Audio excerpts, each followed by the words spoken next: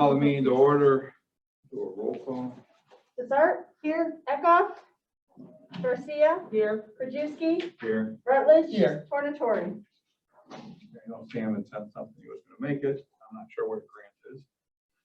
Anybody sign up firstly for public comment? No public comment. Nick, Jones, Cheryl, no public comment. How you guys didn't sign up? We love animals. That's our public comment.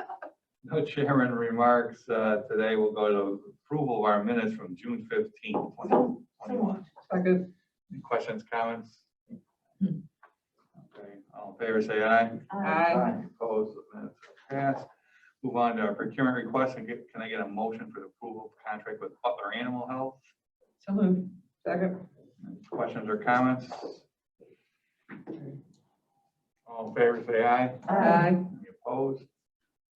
Motion carries. And then if I can get a recommendation for approval of purchase order for Dr. Von Waldo for our mobile van.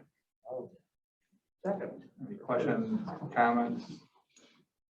Has she been working with you guys previously? Is this just a renewal? Will be for next year. This is our third. This will be her third year. Fourth year, yeah. Wow, we've had that van in a while. Okay. Yeah, I don't know how much longer we'll have her for because she's opening her own practice, I think, so. Yeah, we'll hunt soon. Any questions or comments on this one? Okay, all in favor, say aye. Aye. Opposed? Carries. I'm putting a motion for a budget transfer.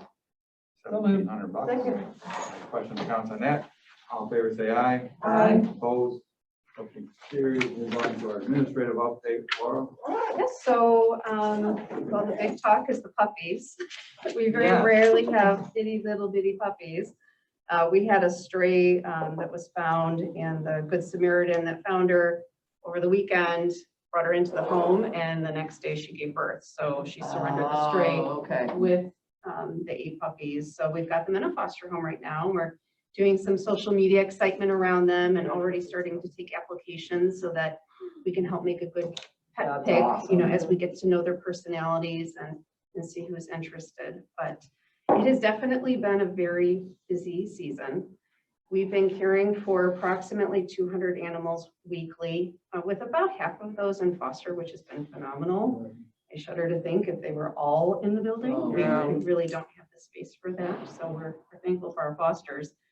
And we've really been trying to increase our transparency around what's happening in our building. So, you know, once a week, we're posting at the end of the weekend, you know, how many animals are in our care. We're even listing the different quantities of species. We're talking about, you know, how many animals found placement. So just trying to give people a better picture of like what's happening inside our walls, because they don't always see everything just by looking at the adoption pages. So we're also in the midst of trying to fill some vacant positions. So we're hopeful that that will be, we'll get back up to full staff here soon. And we've been having fun taking the vehicle out to some community outreach events. We were at Westmont Cruising Night, where we started something new, where we had one of our animal control officers just offering to scan animals to see if they've got a microchip.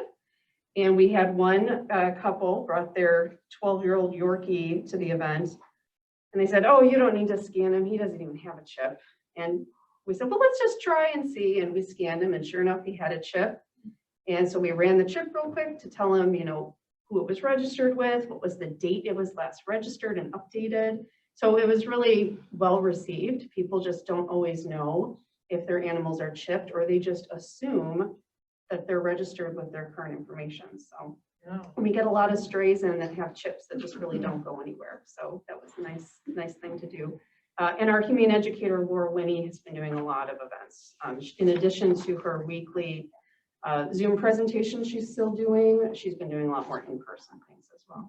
So, Hey, Laura, with those puppies and you know, getting the animals out of the shelter into fosters, but our rescue partners, are you going to offer to our top rescue partners one to pull the dogs from us? the puppies? 1 or 2 of them? No, they've been, actually, we've had other younger puppies available more recently, and they've pulled them, but we very rarely have an opportunity to put puppies on our I understand that. page. I just, So, but yeah. sometimes when we have some hard to place dogs in the whoever our rescue partners that step up and do it, we should try to help. We've been perking them in other ways, and they have definitely taken some younger dogs. Oh, But that's fine. yeah, we're keeping the excitement around these little guys for us at the county. That was the little guy you had on your Facebook page yesterday or the day before, I think, and he was stray. It came in all, it looked like he was Oh, all yeah, the little matted. Shih Tzu.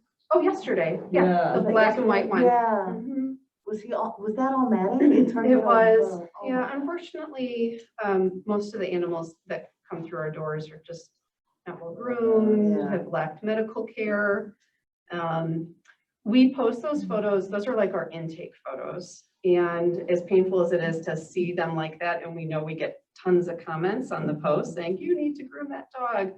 We give them a second to decompress. It's already scary enough that they've been out running around. Yeah. The last thing they need is to be, sedated and shaved down, unless it looks like it's painful. And Dr. Hannock says, no, we need to do this immediately. And I don't know what they ended up doing with that little guy, but no, there's been plenty of animals that come in that we make sure that they're properly groomed. And we had one come in the other day that is allegedly about 17 years old and had severe skin issues. And when that woman reclaimed, Dr. Hannock comes up, or our care team comes up and has conversations around, when was the last time you were at a vet? Do you need, are there resources you need? Do you know that your dog has severe dental disease on top of all these other things? It could be in pain. Because a lot of people don't know sometimes. And there's a lot of people that say, well, my dog's old.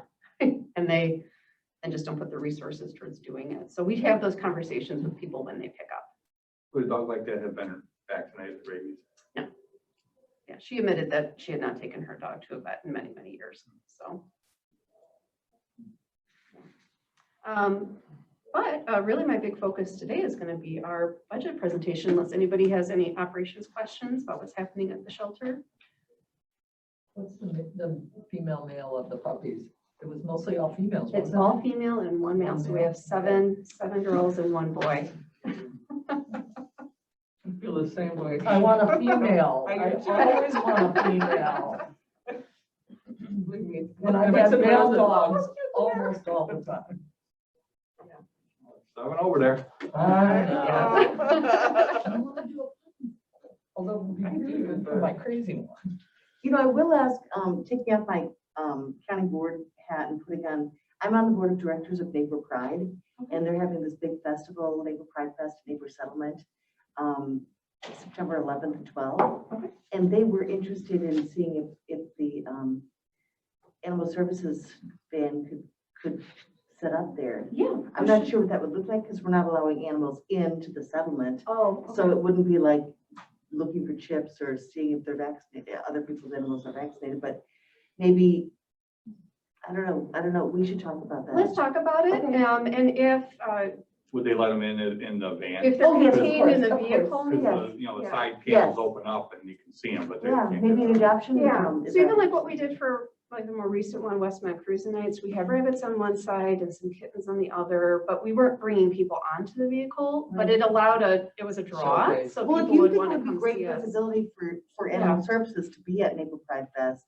we would love to have you. Yeah, who should Why don't you I, plan should I some- just contact you and you Yeah, can put me in touch yeah. with somebody? Okay. Absolutely. Once you're playing games down there, Yeah, we have a match the poop to the animal game. And then we also had a match the animal to the habitat game, but I tell you, when given the choice, the poop one was definitely picked far more by the kids. But yeah, trying to do some fun things that get us talking about animals, and so it doesn't necessarily have to be animals outside the vehicle. Sometimes they're a nice draw to get people to come over and talk to us. Right, Yeah. perfect. We'll talk yeah, to you Okay, open the excellent. side panel, and everybody will be coming to see the kids. Oh, yes, yes. Great, that's all I have. Okay, we'll move on to the budget. Okay, yeah, let me get my presentation up here. And just before she gets started, the last 3 years, we've pretty much been, I guess, flat on the revenues. It's pretty much been consistent. 2.3 million, 2.4 million, 2.3 million the last 3 years. And of course, we budgeted just a little less this year, but through today, we've already received just in the rabies, which is the bulk of our tags, we've already received 2.3 million. Excellent. And I think a lot of that has to do with Laura and the staff changing the way we do the rabies. Before, they would be paying us after they gave the rabies, and a lot of them were behind. And plus they were, it was a mess, the accounting over there. So Lauren said we got it all straightened out, but now we're doing it kind of like the corner, we sell them in advance. So the one thing Laura's keeping an eye on is just making sure some of these may be prepaid because people bought a bunch of them. That there'll be a reconciliation at the end of the year with credit for the overbought. But I think everybody's more timely now, and it's given us a better picture. But clearly, we're substantially finished over the budget this year. Yeah, which is great. So But yeah, thanks for your guys' work, Christine. We're getting that more streamlined. So I always like to kind of start off with just a summary of what are like the key things that our department does, because we're really proud of the work we do, and you guys as elected officials should be proud of what we're offering our residents and even our Collier counties. And we appreciate the support that you guys give us, our elected officials, our county staff members, our residents, donors, and volunteers. It's really a group effort to make our work possible. We believe that saving animals and serving people goes hand in hand. And one of the key things that we do as an animal control agency is we provide for the enforcement and administration of county ordinances and state laws as it relates to animals. We operate a shelter for stray and surrendered animals while providing pathways to reunification and responsible rehoming programs. And that point I really want to say is special about us, because not all county animal controls operate shelters. And even those that do operate some degree of a shelter don't all have adoption programs. So we really are the whole package. We provide for administration of all bite reports in DuPage County, as well as investigating and making determinations on dangerous and vicious dogs. So that is one of the key functions that Dr. Hannick does. In addition to all of her animal care, she works with our animal control officers to make those determinations. We provide field services to rescue stray, sick, or injured animals, and we investigate other animal concerns. Our primary jurisdiction is just like maybe the sheriff, like we're unincorporated parts of DuPage, but we do also provide assistance to our municipal partners. We monitor and attempt to control the presence of rabies and other zoonotic diseases through the enforcement of laws, education, and we facilitate testing of high-risk animals. So for those that don't know, when an animal bites, we may send a specimen to a lab to get that tested to make sure it doesn't come back positive for rabies. We tend to see positive results come from bats. That's our most common animal. And we provide resources to residents on solutions for keeping their pets, reducing the unwanted pet population, and understanding how they can exist safely with animals. So we're a department that really sets some high standards of service, not just for the animals that we care for, but how we're interacting with our residents. And we want to continue being a leader, just like our county is in so many other ways. So we've identified some goals that really drive our operations in these coming years. One real important one here is just improving access overall. No matter the work, who works on what area in our team, all of our staff members are committed to staying current on industry trends so that, no matter who answers the phone or how they're interacting with somebody, they can share best practices. They can make sure that we are sharing information and resources about how people can prevent bites, reduce owner surrenders, increase ordinance compliance, and rehome animals safely. One quick example, rehome animals safely. We talk about being a shelter that takes animals, but we worked pretty extensively with a Wheaton resident who was elderly and had a 40-year-old macaw that she's had his whole life. And she called us because she wanted to bring this bird to us because she didn't know what to do with it. And so we spent a good week working with her to find a rescue placement so it never even had to come in the shelter. And she was so grateful that she didn't have to put her bird through that stress that she came in and made a donation. She didn't need to do, but so sometimes, we're not the ones rehoming. We're doing that work in the homes with the people who have the animals. Another priority for us is growing our volunteer program. We're always refining our volunteer program so we can increase those operational efficiencies and provide a high standard of care to our animals. A major focus really recently has been expanding that foster program. We found that animals are healthier and happier when we can limit the amount of time that they need to spend in the shelter. So we're going to continue that as a primary goal. We're also creating community-based solutions to animal homelessness through new pet owner support programs, like I just mentioned with the macaw, trying to partner with other agencies and trying to identify when we're out in the field how we can be helping our residents. You know, collaboration with other agencies, I think, is going to continue to be a really critical part of us expanding our reach and understanding what the solutions are available to people. We've been part of a local organization called the Chicagoland Humane Coalition. And I know we talked a little bit at prior meetings about all those rabbits that we all of a sudden came in, and they were critical in us helping to get those rabbits kind of more spread out, so they weren't just centrally located in our shelter. So we're just going to continue to work with other agencies, I think is the key there too. And they came from Cook because they had the And this lack came of, from Cook. they had lack of resources, nowhere to put them. Yeah. So we stepped up and helped. Actually, we did all the work at the facility. Yeah. We are expanding veterinary care and wellness programs for qualifying residents. We already have a low-cost spay-neuter program, and under Dr. Hannick's guidance, we've expanded that to our Operation Responsible program, where her initiative is to try to spay and neuter for free any DuPage County resident that has a pitty-style dog. And she's got our animal control officers who receive bite reports with animals that are not fixed. They're now having conversations about what we can do to make sure that their pets get spayed and neutered. If they don't have the resources, how do we get that to them? Once again, going back to collaboration, you know, we're also working with, we work with a lot of animal hospitals through our low-cost spay neuter program already, but there's also Spay Illinois, which is another nonprofit that does spay neuter. We're talking to them right now to find out how we can expand services for dentals, for example. So many animals come in and don't have dental care. So that's something that we're going to be working on. Something that's always in the forefront is increasing our rabies compliance. You know, we're always thinking about what are strategies so that we can communicate not just to pet owners, but to our veterinary partners, the importance of having conversations about rabies vaccination and registration compliance, because the majority of our tags are sold through veterinary partners. It's not over the counter with us. One of the things that we implemented this year is a new veterinary newsletter. So with content specific to the veterinary community as a way to show them that, hey, we know that you guys are unique, you need different information, and that's been well received.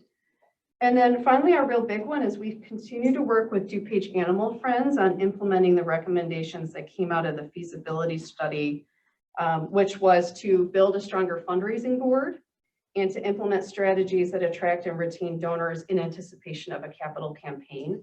And I'm hopeful that in the near future here, we're going to have a more dedicated meeting to talk about some of the changes that we're making to our design to get that original $12 to $14 million plan scaled back to something that's more attainable. Any questions about our goals? Yeah. 2 questions. The both just left me. Oh, you talked about the pit bulls and the spay and neuter. Is there like a unique reluctance among pit bull owners to not spay and neuter that breed? No, I just think it's a breed that we see so many of, and they're strong dogs.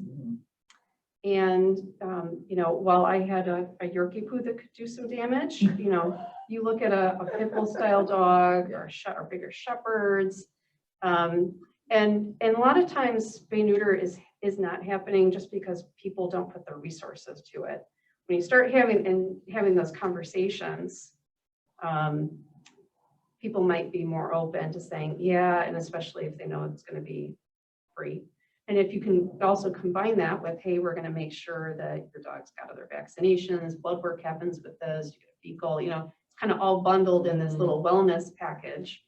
And the hope too is, you know, with some of the changes in hormones that happen when you spay neuter, that maybe you would. Well, I just wonder, depending on how quickly you get to them. You guys have a great Facebook social media presence, and that might be a topic that could get out there. The other one I was thinking about too was you said that every week you're putting up, okay, we took care of this many animals and adopted this in and out.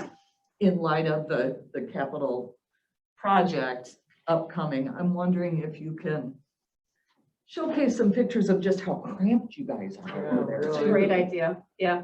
Yeah. You know, you can't even walk down any of our hallways side by side. In fact, it's almost like a traffic pattern, like you have to wait for somebody to Yeah, pass right, and then you right. can walk. And yeah, that's a great idea. Have a We could trail definitely be plan doing and that. okay. Yeah, Just to kind of warm people up to the idea that yeah. you need some improvement there Yeah. to be able to take care of these. And that's with animals. half our population, not even in the building. Yeah. So, yeah, no, Thank that's a you, great Laura. point. Thank Guys you. doing a great job. Yeah, great. How long ago did we do that study? Hire that company? It's about 2 years ago. Yeah. Mhm. Are we implementing anything that they recommended? or- We have been, yeah. So, you know, DuPage Animal Friends is an all-volunteer board, and part of the challenge we had with that is there was no leadership on that board. They had lost their president. They needed strong leadership. We needed some new faces on the board, some that maybe had some experience in other areas of operations. So since then, we have a new president, we have a new vice president. I think we can see how successful they've been since we just did that Giving DuPage Days. And they also have been working on retooling some of their fundraising platforms. So we just were on a call late last night. They're implementing a new program called Fundraise, just kind of building the foundation and changing their communication strategies with donors too. So they've had a very successful fundraising year this year. And in addition to what we've been doing, trying to build up our balance sheet in anticipation for this project, they have been doing the same as well. My annual question is always, what have we done to reach out to vets to see that we can maybe access their client base to solicit donations? So we get their client base no matter what, because they're submitted to us through Rabies certificates. So we're not authorized. I think that we'd have to talk to our state's attorney's office to find out what our capacity is to use that I don't think you have. data, right? But And what I I'm don't, saying is. they're not opting in proactively, so I I don't always know. had something, I always suggest, ask a vet if they will put something on their counter, ask people if they want to be included. Once Yeah. they say, yes, include me, here's my address, here's my email address, then we can do it, but And we do have some vets that do that. We have some vets in our area that are big champions of the work that we do. Denata Veterinary Hospital, in fact, they were just in the that's what I'm saying, we should They, solicit the vets yeah. to try and get them. No, that's a great idea. So I thought we'd talk a little bit about where our money comes from. So we do all of this work as a special revenue fund. We rely on our fee structure and the generous support of our donors to meet these high standards of service that we're providing pets and people. The bulk of our revenue really comes from the sale of rabies tags. So when a resident vaccinates and then subsequently registers their cat or dog with the county, that's that fee. And So- it's like $15 Yeah. for 1 year and 40 or whatever for 3 years. So it's very small.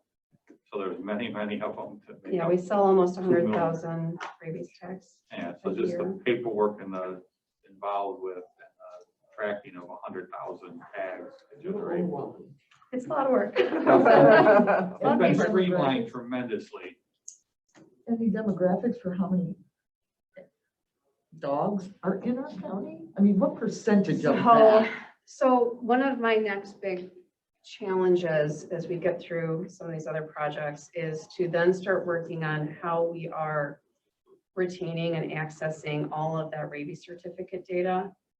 Because our current system is those paper certificates come in, they get hand counted, reconciled in our office, and then they get actually sent to another company that scans them and hand indexes those fields. There is a significant delay from first the vets getting those certificates to our office, then us processing them and then getting them to the company that scans and indexes them. And even though they're moving at a much quicker pace in getting them processed than we were when we used to do it all in-house, they're still significantly behind. That'll be our next thing, is how do we start streamlining data so I can run reports more accurately in more real time, because right now that's a real challenge. Yeah. I know that would be It a is- hard number. And to it's not, quantify, and but- it's not just a pain point for us. I regularly talk to other administrators at other counties, Cook County, Will County, McHenry County. They're all trying to figure this out. And my goal would be to try to get us all together to figure it out Together. But together. that would only be for an animal that got a vaccine and didn't. I mean, one that's never come in, you would never know. Right, We right, can't- that's just, yeah. how can you know that? Yeah. Is there a way I to mean, you know? can Yeah. cross-check a few towns, like I think Glenelg and a few towns have licensing. We have to license. There are some towns that still your do animal, licensing. And you can, check to make sure that they're in your system, but. Yeah. Yeah, But there's a lot of people that say, I have an indoor cat, I never take it to the vet. And to us too, as much as the licensing is a critical part of our operations, we want to see people just in general, they should be doing wellness checks with their pets. Mhm. So, Yeah. but yeah, that is really the bulk of our revenue. And then we've got this approximately 6% of other fee revenue, which is comprised of, fees that we might charge municipalities if we go out and assist them on an animal related call, or maybe they're boarding a stray that they picked up with us. It also includes fees that we charge our veterinarians for rabies specimen testing when an animal has bitten and that needs to be tested. And then we also collect fees for low cost services that we provide both on our mobile spay neuter vehicle and in the shelter. And then there's also a small percentage that is fees for reclaiming pets, adopting pets, or surrendering pets. And then, of course, donations play a key role, but I want to point out that this 1% donations is just what we're collecting over the counter. The bulk of our donations are intentionally directed to DuPage Animal Friends. And then our expense side, really the bulk of our expenses is our personnel. And despite increasing demands on our department, we're going into next year with no change in headcount. And we were able to do this because we've been nimble and efficient in cross-training staff, and really because of our volunteers. And even last year with having to put our volunteer program on pause, we still had over 17,000 hours of volunteer time, which is a monetary value of $463,000 plus. So we also have our commodity purchases, which are mostly related to animal care and things that we might be providing for the general public. And then we have some contractual expenses, which is a lot of our operational diagnostics, software, and scanning of rabies certificates. We do receive a fair amount of, on the commodity side, of in-kind donations from the community. So, when we run out of peanut butter, we're making a post for that, those types of supplies. Right. I'll speed it up here since I know you guys are They were all- tight. I want to Run too. Oh my goodness. You're done, Laura. I'm done. Not keep- As Chairman Krajewski was saying, our revenue has trended higher since the 2017 tag fee increase. Now, last year, we did have a 9% decrease in revenue due to the pandemic, but subsequently our expenses were lower, so we were still able to move a fair amount of money over into our balance sheet. We have that more efficient process right now in collecting tag revenue. I think we're also seeing an increase this year because we have our pandemic pets, and maybe people who had delayed pet care are now going to the vet. So I think that's another reason why we're seeing an increase in revenue this year. I do want to point out, as you look at the budget, that we do have a $65,000 capital request in there to replace a transport vehicle. We have 4 vehicles that were actually slated to be replaced, 1 per year beginning in 2023, but we are asking for an We don't have exception anything to vote. to start 1 year early because the needs of our department have changed and we need a different style vehicle for those after-hour callouts. And then we do also continue to receive a $50,000 donation from DuPage Animal Friends, which is captured on a completely different budget. And those expenses as well are not reflected in here. So, so to summarize, so you guys can get moving, our budget is balanced. Our focus is improving our efficiency so we can continue to be nimble, still serve the community.